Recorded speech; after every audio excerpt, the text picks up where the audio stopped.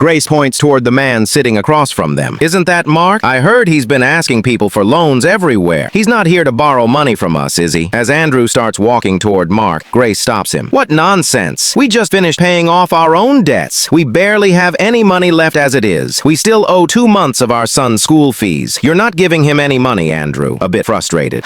Okay, I get it. Just be careful, all right? Don't be so cold-hearted. It doesn't look good. Grace warns him. Remember what I said. Then, at Andrew's request, she walks with him toward Mark. Mark smiles as soon as he sees his friend. Hey, you guys finally showed up. I've been waiting for you forever. Andrew, politely. Grace and I just got back from the kids' school. Why didn't you call before coming? I could have picked you up. Come on, let's go upstairs and sit down. Mark shakes his head. No, I'd rather not go upstairs. Sis-in-law is also here. Mark lowers his eyes, speaking quietly. I actually came to talk to you about something. Andrew, curious. Go ahead. What's going on? If it's something I can help with, I'll do my best. Mark sighs deeply. Last year, when I was running my business, I took a big hit. Things have been really rough since then. So I was thinking, I just wanted to ask you. Grace cuts in.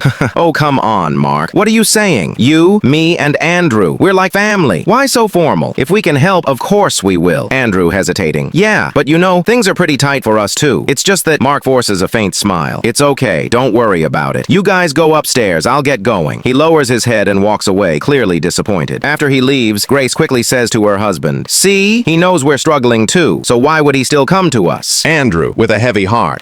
He knows we're in a tough spot, and yet he still came. That means he really has no one else to turn to. If he had any other option, do you think he'd come here? Andrew, upset, storms off. Andrew can't sit still at home. Restless, he pulls out his bank card from the drawer, heads straight to the bank, withdraws some cash, and goes over to Mark's place. Handing Mark a plastic bag full of cash. I don't have much. I don't know how much this will help, but here, take it. Mark takes the money, looking disheartened. When I was rich, people used to crowd around me. Everyone called me brother. But now that I'm struggling, whenever I go to them for help, they all disappear. I'm afraid I might not be able to pay this back. Andrew encourages him. Don't say that. We're brothers. Forget about repayment. I have to get going now. Mark stops him, curiously asking, Andrew, does Grace know about this? Andrew smiles. Yeah, actually, she's the one who told me to give you the money. A little while later, Andrew gets home and calls out to Grace, hey, I need to tell you something. Don't get mad, okay? I gave all our money to Mark. Grace, surprised and innocent. What? How are we supposed to manage the household now? Andrew, calmly explaining, I know you worry about the bills, but remember, when we started the factory, we didn't have $1 to our name. Clients wouldn't pay, relatives wouldn't help. But Mark, when he heard, he gave us his last $20,000 without a second thought. It wasn't much, but it was pure kindness. And kindness like that should never be forgotten. Grace, softly, you're right. It was my mistake today. Andrew continues, remember, many bring you flowers in spring, but the real ones bring you coal in winter. The ones who stand by you in hard times, they're your true friends. So, who's your real friend?